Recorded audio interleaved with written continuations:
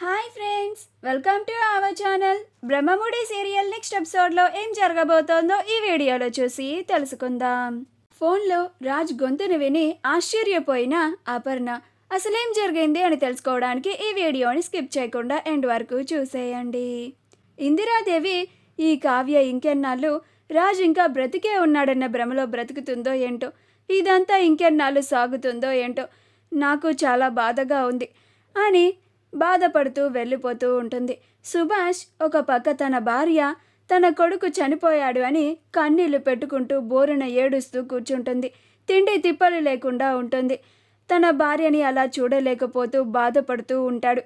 ఇంకొక పక్క తన కొడుకు చనిపోయాడని కోడలు, కానీ తన కొడుకు ఇంకా బ్రతికే ఉన్నాడని భ్రమలో బ్రతుకుతూ ఉంది అని కోడలు ఇంకెప్పటికీ వాస్తవంలోకి వస్తుంది. తన కొడుకు చనిపోయాడన్న నిజాన్ని తను ఎప్పుడు తెలుసుకుంటుంది, ఆ నిజాన్ని ఇంకెప్పుడు జీర్ణం చేసుకుంటుంది అని బాధపడుతూ ఉంటాడు. కావ్య తన గదిలోకి వెళ్ళగానే, అమ్మయ్య, ఆ రుద్రాని రాహులని ముందుగానే నేను చూసి పసిగట్టాను కాబట్టి పిచ్చిదానిలాగా నటించి ఇలా తప్పించుకున్నాను. ఆవిడ వీడియో తీసి అందరి ముందు చూయించినా కానీ ఆ ఎయిర్పోర్ట్తో కవర్ చేశాను. ఈసారి నుంచి నేను చాలా అప్రమత్తంగా ఉండాలి, చాలా జాగ్రత్తగా ఉండాలి. ఇక నుంచి నేను ఎక్కడికి వెళ్ళినా కానీ ఆ రుద్రాని రాహుల్ ఇద్దరు నన్ను వెంబడిస్తూనే ఉంటారు. నేను ఏ క్షణానికి ఆ క్షణం నన్నెవరన్నా ఫాలో అవుతున్నారా అని ఒక కంట కనిపెడుతూనే ఉండాలి. లేకపోతే నాతో పాటు ఆయన్ని వాళ్ళు చూసే ప్రమాదం ఉంది. ఇంకా ఆయన్ని చూస్తే ఆ రుద్రాని కుట్రలు పన్ని ఆయన్ని ఏదైనా చేసే ప్రమాదం ఉంది. పైగా ఆ యామినితో చేతులు కలిపే ప్రమాదం కూడా ఉంది. అస్సలు ఆ రుద్రాని గారి కళ్ళకి ఆయన కనిపించకూడదు, కనపడకుండా చేయాలి అని అనుకుంటూ ఉంటుంది.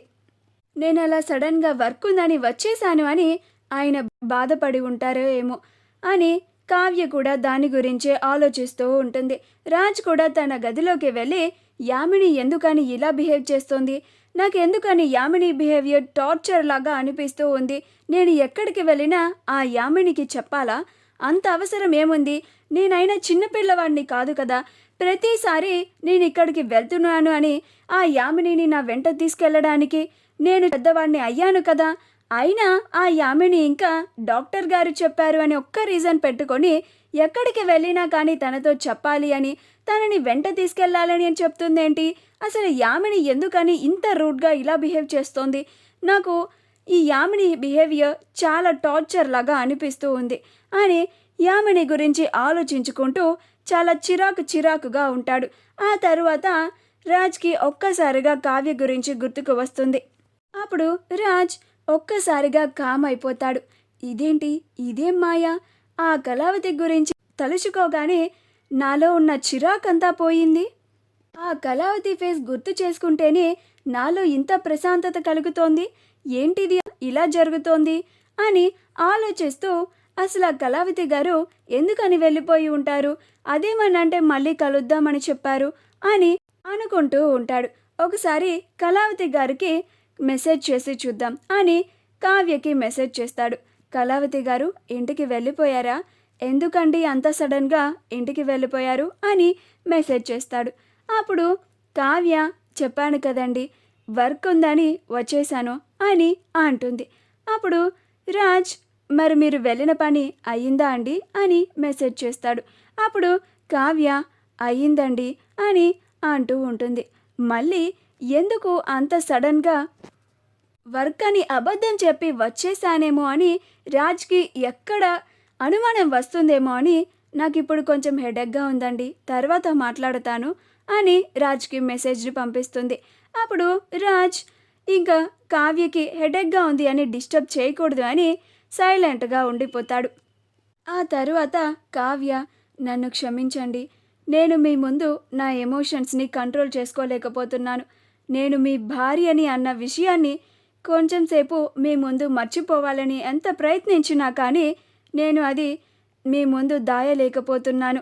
మీ ముందు మీరు నన్ను అలా ప్రశ్నలు అడుగుతూ ఉంటే నేను మీ భార్యని అన్న మాట నా నోట్లో నుంచి నాకే తెలియకుండా ఎక్కడ బయటకి వచ్చేస్తోందో అని చాలా భయంతో నేను అలాగా నాకు వర్క్ ఉంది అని అబద్ధం చెప్పి ఇప్పుడు ఇంటికి వచ్చేసాను.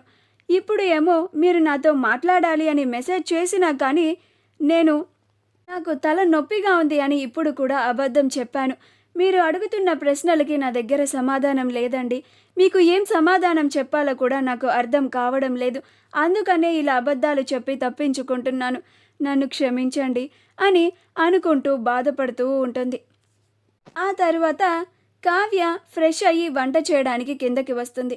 అలా తన మొబైల్ని కూడా కిందకి తీసుకొస్తుంది. తన మొబైల్లో ఛార్జింగ్ లేదు అని హాల్లో ఛార్జింగ్ పెట్టి కిచెన్లోకి వెళ్ళి కూరగాయలని కట్ చేసుకుంటూ ఉంటుంది. అప్పుడే అపర్ణ తన గదిలోంచి బయటికి వచ్చి సోఫాలో కూర్చుంటుంది. వంటగదిలో వంట చేసుకుంటున్న కావ్యని చూసి అపర్ణ బాధపడుతూ ఉంటుంది. కావ్య, రాజ్ విషయంలో నీకెలా ధైర్యం చెప్పాలో, ఏ విధంగా నిన్ను మార్చాలో నాకు అర్థం కావడం లేదమ్మా. నాకు అసలు అంతు చిక్కడమే లేదు. చెప్పాలంటే నేనే నా ధైర్యాన్ని కోల్పోయాను కూడా, నమ్మకాన్ని కూడా పోగొట్టుకున్నాను అని బాధపడుతూ అదే ఆలోచిస్తూ ఉంటుంది. రాజ్ కళావతి గారికి హెడేక్ అన్నారు కదా, ఒకసారి కనుక్కొని చూద్దాం హెడేక్ తగ్గిందో లేదో అని కావ్యకి కాల్ చేస్తూ ఉంటాడు.